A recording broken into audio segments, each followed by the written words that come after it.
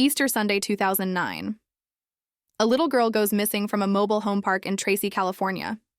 The entire community searches frantically for her. 5 days later, her body is found in an irrigation pond, and the person arrested is the last person anyone expected. The woman who taught children about God and goodness. The woman trusted by every parent in the neighborhood. The woman whose own daughter was the victim's best friend. This is the story of 8-year-old Sandra Cantu, and the woman who everyone trusted until they couldn't. I'm your host, and you're watching Accused Tracy. California is a quiet city about 60 miles east of San Francisco. It's a dairy town, working class, the kind of place where neighbors know each other's names and kids play outside until the streetlights come on. In 2009, the population was around 80,000 people. Orchard Estates mobile home park sat on Clover Road, and it was one of those tight-knit communities where families looked out for each other. Parents felt safe letting their children ride bikes and play together. Everyone knew everyone. It was the kind of place where you don't lock your doors. Sandra Renee Cantu was born on March 8, 2001. She lived at Orchard Estates with her mother, Maria Chavez, her grandparents, and 3 older siblings. She was a second-grade student at Melville S. Jacobson Elementary School. Sandra was 8 years old, bubbly, full of life. The kind of little girl who loved to skip instead of walk. She had dark hair and a bright smile. Her family called her their angel. She loved Hannah Montana like most girls her age. She loved playing with her friends in the mobile home park. She was the kind of child who brought joy to everyone around her. March 27, 2009 was a Friday. It was Good Friday, just before Easter weekend. Sandra came home from school and played at a friend's house until approximately 4 in the afternoon when she returned home. She kissed her mother and then left again to play with another friend who lived nearby. She was wearing a pink Hello Kitty t-shirt and black leggings. It was normal. It was safe. It was what kids did in Orchard Estates every single day. The weather was nice, and children were outside playing everywhere in the mobile home park. But Sandra didn't come home for dinner. She was reported missing to local police at 7:53 p.m. that same evening. Her mother was frantic. Her family was terrified. Sandra had never stayed out past dinner without permission. She always came home when she was supposed to. Within hours, the community mobilized. Hundreds of volunteers showed up to search. Tracy police officers, firefighters, members of the FBI, Highway Patrol, sheriff's departments from San Joaquin and Stanislaus counties all joined the effort. They brought search dogs and helicopters. They combed through every inch of the mobile home park and the surrounding areas. They searched fields, drainage ditches, abandoned buildings. The FBI offered a $22,000 reward for information. Flyers with Sandra's picture were posted everywhere. Everyone was looking for Sandra. Everyone was praying she'd be found safe. The entire city of Tracy came together. And right there, searching alongside everyone else, was a woman named Melissa Huckaby. 28 years old, she was the granddaughter of Lane Lawless, the pastor at Clover Road Baptist Church, which sat right near the mobile home park. Melissa was a Sunday school teacher at that church. She taught children every Sunday about Bible stories and Christian values. She lived with her grandparents and her 5-year-old daughter at Orchard Estates, just 5 doors down from Sandra's family. Her daughter and Sandra were best friends. They played together almost every day. They were inseparable. Melissa appeared on local news broadcasts, her face filled with concern. She joined the search efforts. She talked to reporters about how worried everyone was. She said everyone loved Sandra and wanted her home safely. She seemed like every other neighbor who cared about finding this little girl alive. She acted like a concerned friend, a worried Sunday school teacher who couldn't imagine anything happening to one of the children in her community. But behind that concerned face was something no one could have imagined. Behind the tears and the prayers was a secret that would devastate an entire town. 10 days passed. 10 agonizing days of searching, praying, hoping. The community never gave up. Volunteers continued to show up day after day. Sandra's family held vigils. They pleaded on television for anyone with information to come forward. The media coverage was extensive. Everyone in the region knew about Sandra Cantu. Everyone was hoping for a miracle. On April 6, 2009, during a routine draining of an irrigation pond on a dairy farm, farm workers discovered a suitcase in the water. The pond was located on Whitehall Road, just a few miles from Orchard Estates. The workers knew about the missing girl. They knew this could be important. They called the authorities immediately. Their hearts sank. They knew what this might mean. When police opened that suitcase, they found Sandra Cantu's body inside. The autopsy revealed she had died from asphyxiation. A piece of cloth had been used. Evidence showed she had been drugged with medication before her death. Investigators found traces of alprazolam, an anti-anxiety medication, in her system. Sandra had been given this drug without her knowledge or consent. The community was devastated. Parents held their children tighter. The realization that Sandra was gone, that she hadn't run away, that she hadn't gotten lost, but that someone had taken her life, was unbearable. But the horror was just beginning, because investigators were about to discover something that would shake Tracy to its core. Police had collected surveillance footage from cameras around Orchard Estates. The security camera captured Sandra skipping on the way to another friend's house. You could see her little pink shirt, her carefree movements. She looked happy. She looked safe. She is seen suddenly looking over in the direction where Melissa Huckaby lived, then walks out of the camera's view. 8 minutes later, Huckaby drives away from the park in her SUV, turning in the direction of Clover Road Baptist Church. The timing was precise. The timing was damning. That timing was suspicious. But there was more. Remember that suitcase Sandra's body was found in? Investigators traced it. It was made by Eddie Bauer, and it belonged to Melissa Huckaby. In fact, Huckaby had called the mobile home park manager to say her suitcase had been stolen from the front of her trailer on the very same day Sandra disappeared. She reported it stolen within hours of Sandra going missing. The timing was almost too perfect. Too convenient. Too calculated. The day after Sandra vanished, Melissa approached law enforcement in what witnesses described as a hysterical state. She was very agitated, crying, hyperventilating. She was shaking and seemed barely able to speak. She showed them a note that read, "Cantu locked in stolen suitcase. Thrown in water on Bucketty Road and Whitehall Road. Witness. Notice the misspellings. Notice the odd phrasing." The handwriting, though disguised with deliberate alterations, would later be matched to Melissa's through forensic analysis. She claimed she found this note near her home. She said someone had left it for her to find. Prior to the discovery of the body, Huckaby was not a prime suspect. She was interviewed on multiple occasions, but her behavior was assumed to be attention-seeking rather than evidence of involvement. Investigators thought perhaps she wanted to feel important, to be part of the story. This kind of behavior isn't uncommon in high-profile cases. People sometimes insert themselves into investigations for various psychological reasons. But after Sandra's body was found in the suitcase Melissa had reported stolen, investigators started looking much closer at her behavior. They took notice of the unusual fact that a woman who reported losing a suitcase should be the one woman out of, everyone in this complex who should happen to find a note that reports that the stolen suitcase was used to hide the child's body. The coincidences were piling up, and they all pointed to Melissa. Now here's something I want you to think about for a second. Cases like this fascinate us because they reveal something about human psychology that's deeply unsettling.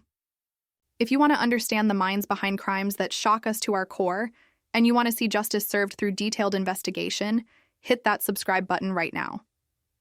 New episodes of Accused drop every week, and trust me, you won't want to miss what's coming. Investigators executed search warrants on Melissa's mobile home and on Clover Road Baptist Church, where she taught Sunday school. The idea that a church, a place of worship, a place where children learned about goodness, could be connected to such a terrible crime was almost incomprehensible. FBI agents collected evidence from both locations. They found items that connected Melissa directly to Sandra's death. They found the medication that Sandra had been given. They found other evidence that forensically linked Melissa to the crime scene. Surveillance footage from outside the church showed Melissa driving away from the church 85 minutes after Sandra disappeared. That's an hour and 25 minutes. 30 minutes after that, she was captured returning to the church. It was during this 30-minute time frame that she was spotted at the irrigation pond. A couple later told authorities that they saw Huckaby and her SUV at the pond on the day of Sandra's disappearance. When they approached her, she gave them an excuse for why she was there. She told them she had stopped to use the bathroom. But there were no public restrooms at that location. It was just a remote irrigation pond on farmland. Let me paint the full picture of what investigators believed happened based on the evidence they collected. Minutes after surveillance footage recorded Sandra skipping past her family's home toward Melissa's residence, Huckaby was spotted driving her black SUV straight to her grandparents' church. Sandra had been given medication without her knowledge. At the church, the evidence showed Sandra had been harmed. The details of what happened there are part of the sealed court records, done to protect Sandra's dignity and her family's privacy. But what we know is that Sandra died at that church. She was then placed in Melissa's suitcase and driven to that irrigation pond, where it was thrown into the water. Melissa then returned to the mobile home park and began her performance of being a concerned neighbor helping with the search. On April 10, 2009, Huckaby was arrested and charged with the murder of Sandra Cantu, 4 days after Sandra's body was found. Tracy Police Sergeant Tony Sheneman told reporters he didn't know the motive for the killing. He said Melissa had been questioned and was first calm and collected, then became very emotional, then was calm again, and then became resigned to what was happening. Her demeanor kept changing. She was hard to read. She received further charges regarding incidents involving a 7-year-old girl and a 37-year-old man. There were other victims. Other people Melissa had drugged, that's right. This wasn't Melissa's first time drugging people. This wasn't her first time crossing dangerous lines. In January, just a few months before Sandra's murder, police had been called to the mobile home park after a 7-year-old girl's mother reported her missing. Police discovered that the girl was at a park with Huckaby. Huckaby said she had permission to take the girl, but the girl's family disputed that claim. They never gave permission. They never said Melissa could take their daughter anywhere. About 5 hours after the girl was returned to her family, they discovered that she was under the influence of a strong muscle relaxant. Their 7-year-old daughter had been drugged, and the only person she had been with was Melissa Huckaby. But at the time, authorities didn't pursue charges. The family didn't push the matter further. Maybe they thought it was a mistake. Maybe they didn't want to believe someone they knew would do something so sinister. The woman who taught Sunday school had been drugging children. And no one had connected the dots until it was too late. And then there was the 37-year-old man. Reports indicated that Melissa's ex-boyfriend had also been drugged by her. The pattern was clear. Melissa had a history of drugging people without their consent. She had a pattern of deception. She had a pattern of manipulation. Who was Melissa Huckaby? How does a Sunday school teacher, a mother, someone trusted by an entire community commit such an act? These are the questions that haunted everyone in Tracy. How could they have missed the signs? Huckaby had a documented history of mental health problems, including borderline personality disorder, bipolar disorder, and schizophrenia. These are serious conditions, and when properly treated, people with these diagnoses can live healthy, productive lives. But Melissa's mental health issues were not well managed. Her ex-husband, Johnny Huckaby, said his former wife suffered from depression and other mental health problems. He said she had issues with her self-perception, who she saw herself as. She struggled with her identity, but he also said he didn't believe she was capable of violence. He described her as generally a carefree person, not prone to violence. Even the person who had been married to her, who had lived with her, couldn't see what she was truly capable of. She had difficulties dealing with a divorce, and she had legal problems, including bankruptcy and a theft conviction. In fact, court records showed she pleaded no contest on January 9th to a felony charge of second-degree commercial burglary and a misdemeanor charge of property theft. She had been jailed in Los Angeles County on a property theft conviction in 2006 and tried to steal from a store in November 2008. She had a criminal record. She had demonstrated a willingness to break the law. She was on probation when she killed Sandra. She was already being supervised by the criminal justice system, and still, she committed murder. Here's what's chilling. Melissa wasn't some stranger lurking in the shadows. She was embedded in the community. She was trusted. She was respected. Parents let their children go to her home to play with her daughter. They sent their kids to her Sunday school class. She was the granddaughter of the pastor. She came from a religious family. She taught children about Jesus and morality and kindness. If you had asked anyone in that neighborhood before April 2009 who the last person would be to harm a child, many would have said Melissa Huckaby. She had the perfect cover. She had the perfect disguise. This is what makes predators so dangerous. They don't always look like monsters. Sometimes they look like the person teaching your child about kindness and morality on Sunday mornings.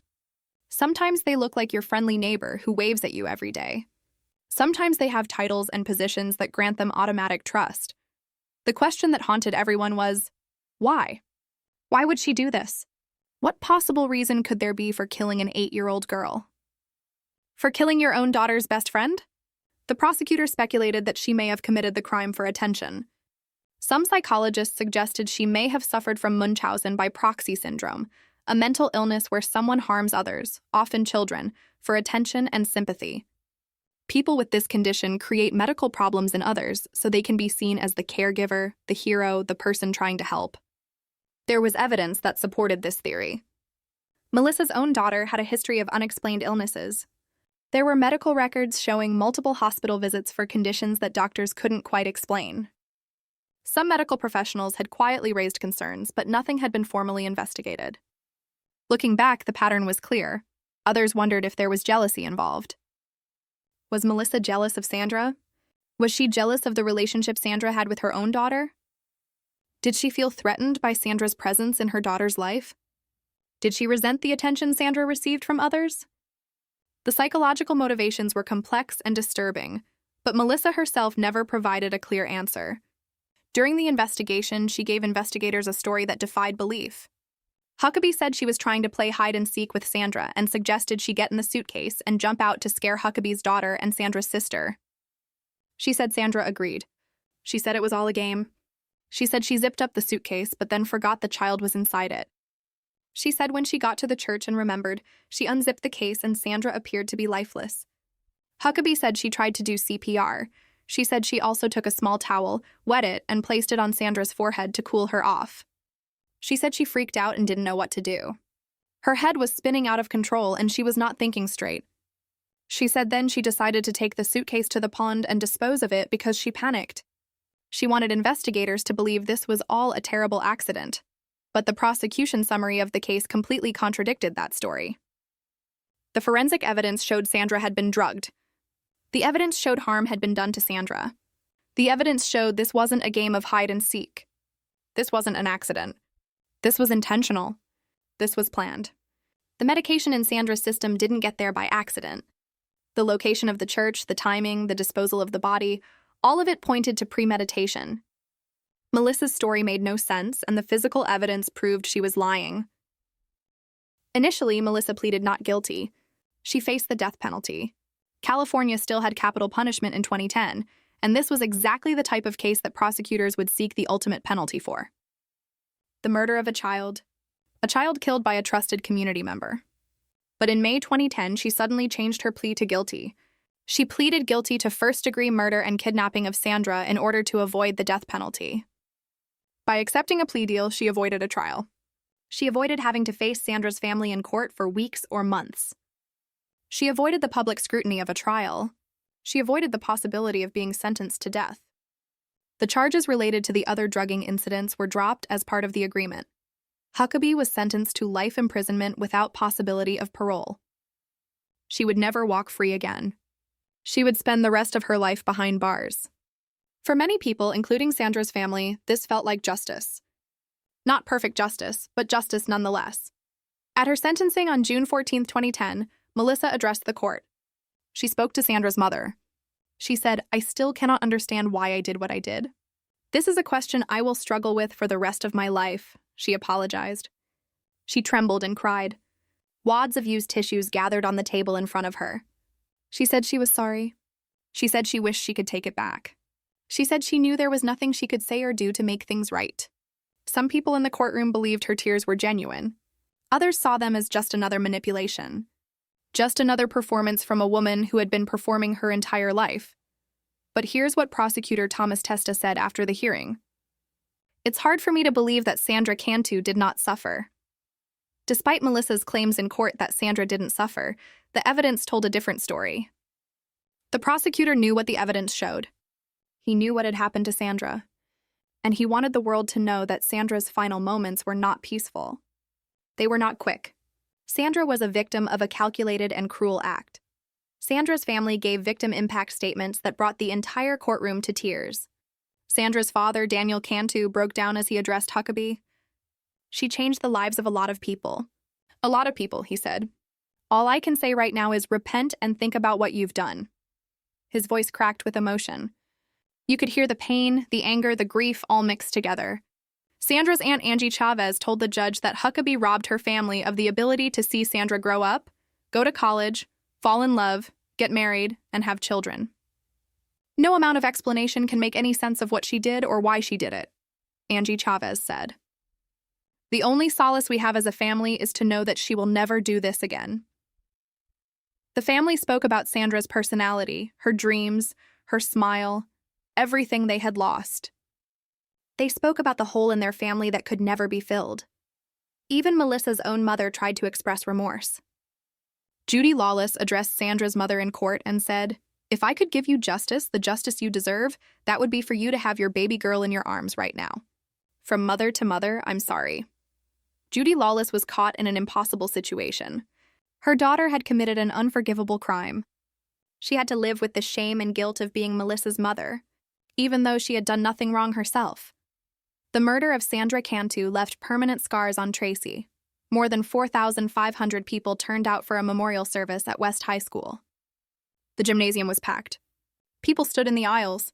Television news crews surrounded the mausoleum to cover her funeral. The case made national headlines. Everyone wanted to understand how something so tragic could happen in such a close community. How could a Sunday school teacher kill a child?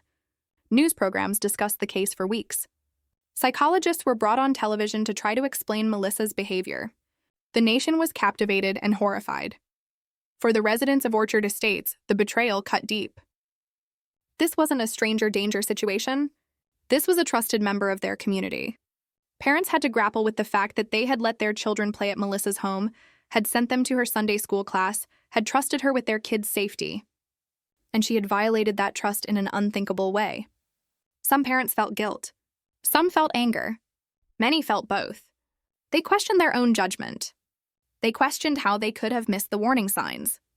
The sense of safety that had defined Orchard Estates was shattered forever. Pastor Lane Lawless and his wife found themselves in an impossible position. Their granddaughter had committed this crime. The church they dedicated their lives to was involved in the investigation. The community they served was traumatized and looking for answers they couldn't provide. Some members of the congregation stopped attending services. Some blamed the pastor for not seeing what his granddaughter was capable of. Others offered support and compassion, recognizing that Lane Lawless was a victim too, in his own way. The church struggled to heal. The pastor had to somehow continue leading his congregation while dealing with his own family tragedy and the knowledge that his own church had been the scene of Sandra's murder. Today, Melissa Huckaby is serving her life sentence at the Central California Women's Facility in Chowchilla, California. She will never be eligible for parole. She will spend the rest of her days behind bars. She's now in her mid-40s, and she has never given a satisfactory explanation for why she did what she did. Inmates in prison, particularly those convicted of crimes against children, face harsh treatment from other prisoners.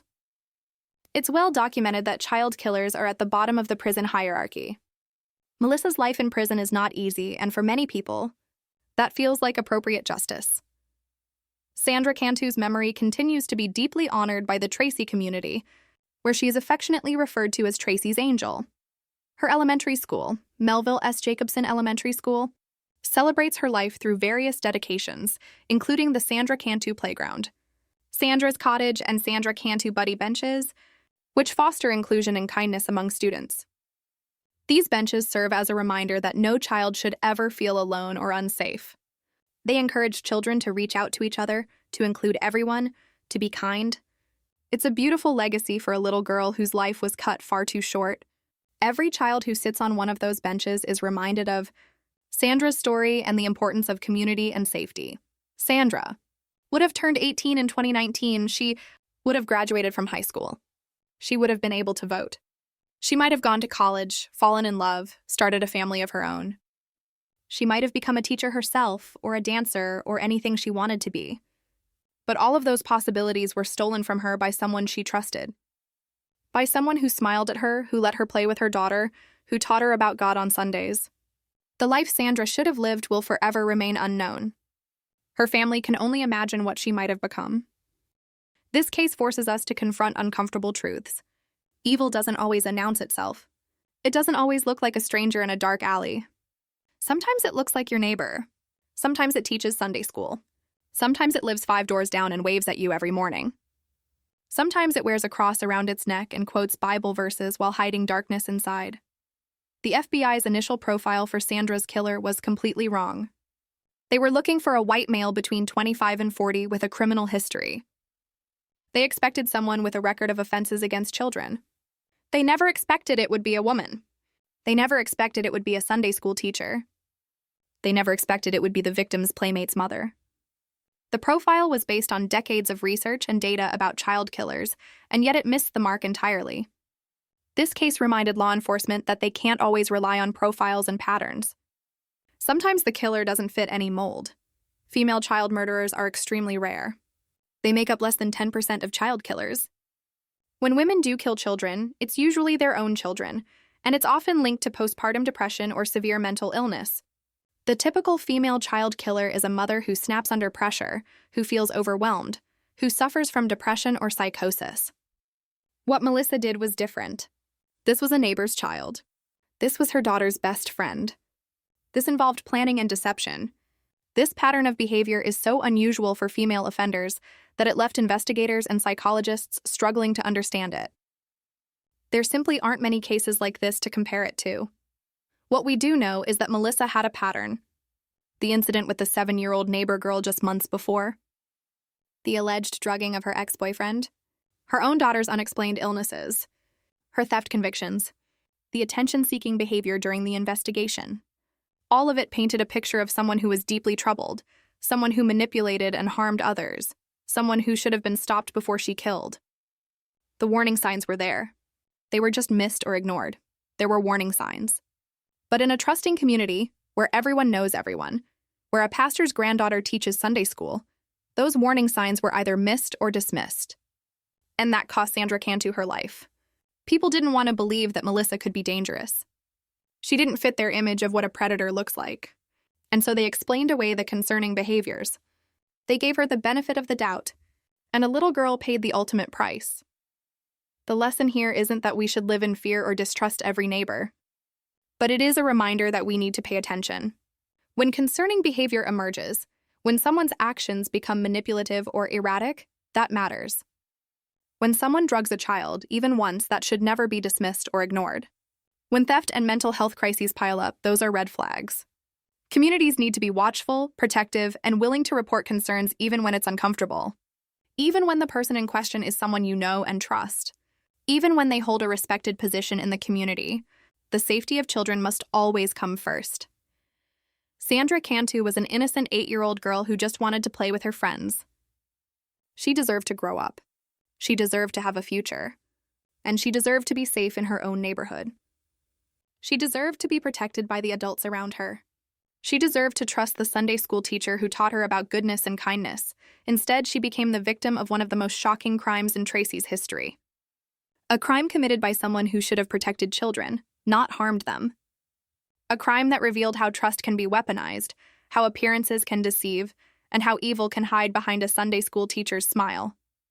Her story is a reminder that we must always be vigilant, always protective, always willing to question and investigate when something seems wrong.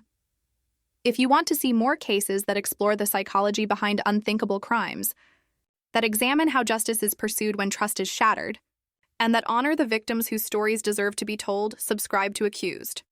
Hit that like button. Leave a comment with your thoughts on this case.